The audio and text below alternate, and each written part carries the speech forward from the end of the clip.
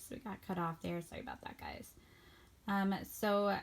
Just talking about this quote that we received from this critic, where a religion deprived of the opportunity to transform the culture in its every detail is hardly a religion at all. What does that mean? What that means is a lot of religions out there are great at pointing out problems, but they don't offer a solution.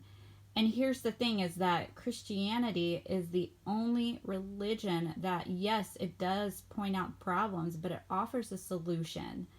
And so the word that you guys may not like is program. That Christianity offers a program of world transformation. But really, don't think of it necessarily as a program. It's a solution where we do not have to we don't have to live in sin, where we're going to have an eternity just being reborn and suffering, or whatever the opposing religions are. We have that solution, and it's redemption through Jesus Christ, that he died to redeem us. And by doing that, we have been justified by God's grace. And so, and it doesn't just stop at this individual salvation. It's all of creation is going to be restored. So, eternity is going to be sure. I mean, after everything is restored, we're going to have a new heaven, a new earth.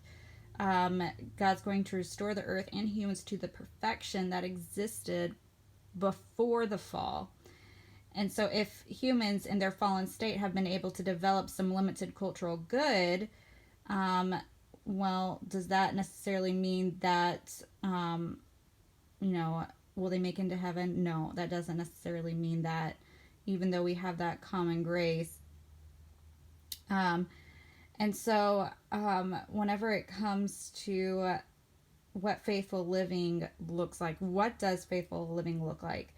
Well, Christians ought to take an interest. You should take an interest of the disciplines and activities such as science, agriculture, government, all those different spheres, because what they do is, we're called to be good stewards of this world, and that doesn't necessarily just mean farming or finances. That also means your gifts and talents. So, that could be carpentry, that could be cooking, that could be politics. Maybe you're really interested in politics and how politics function, and having certain rights, certain freedoms, certain policies. And that in and of itself is not a bad thing. Christians should be involved in that, because it is a sphere, and all of those spheres are underneath God's authority. It's just being faithful according to where God is calling you to, and being faithful to use the gifts and the talents that God has given you to bring his glory.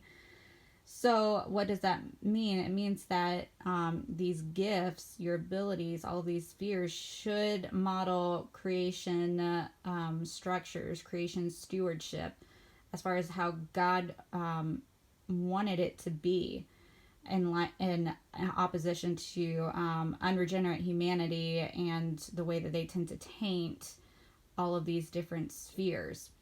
And it's by God's common grace, unbelievers often produce amazing stewardship results. You have a lot of unbelievers who do some really great things.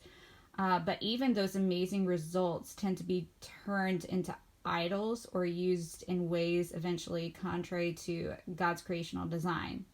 So Christians, you who seek to live faithfully in each of these spheres or categories, attempt to develop these potential idols in unbelievers' hands.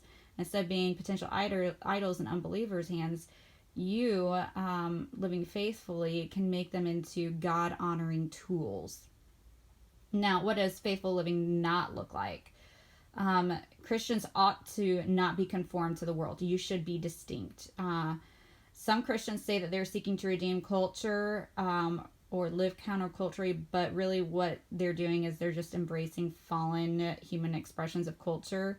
So they emphasize more the need of having a significant presence in the culture and end up neglecting that faithful, pure living despite the culture. So, what's redemptive about mimicking fallen expressions of perverted culture for the sake of saying something about God to others? So, I guess a more modern concept that you guys may be familiar with is being seeker friendly. And it's this idea where, oh, well, we're going to look like the world in order to win them over to Christ. Obviously, not a good idea. So, that's something where you can't just, we're not called to mirror the world. We're called to mirror Christ. And when people look at us, they should know that we're distinct. When the Bible commands us to be light, it also commands us to be salt. And the emphasis in this text, in this class, is on you, the students, being faithful to God's original created design in every sphere of life. And that's made possible only when a person is redeemed, when there has been transformation. That transformation is going to permeate every single area, every single category, every single sphere of your life. So be sure to distinguish between this emphasis and the erroneous view that Christians must overtake the cultural centers and power broke positions of this world for the purpose of transforming culture. We can make things sound really good, but in the end, we end up compromising a lot and not living faithfully to what God has called us to. All right. So to sum that up, guys,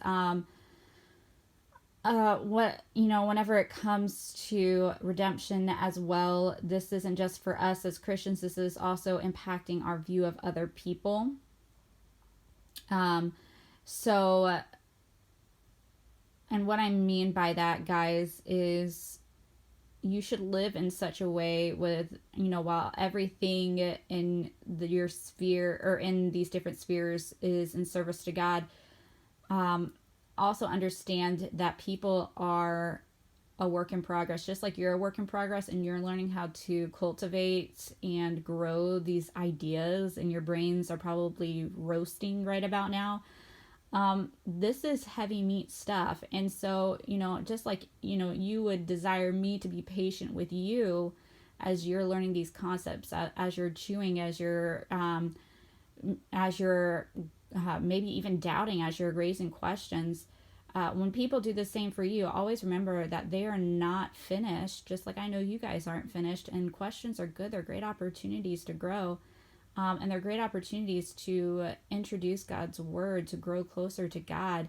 And so when we talk about that God is ruler over all creation, understand that even whenever you're discouraged, that those things, even with your unbeliever friends, or whenever you're discouraged by whatever culture or whatever it is that seems to be in opposition to your biblical worldview, that does not mean that God is not working, because he certainly is. And this is why the two-story view is just outright wrong, is it attempts to rob God of what he created. And remember, all of your unbeliever friends are created by God. They are created in his image. And as such, there's already common grace that's there. And so there's a lot to hope for. And we'll go into that in a little bit more in detail later. So there are two key connections. One, if God has a future plan for all of creation, then there will be a time when everything in creation is set right. So we already talked about this. One day all things will be restored. So that's science, politics, education, everything. There's nothing that's going to be exempt from that. He's going to retake everything back.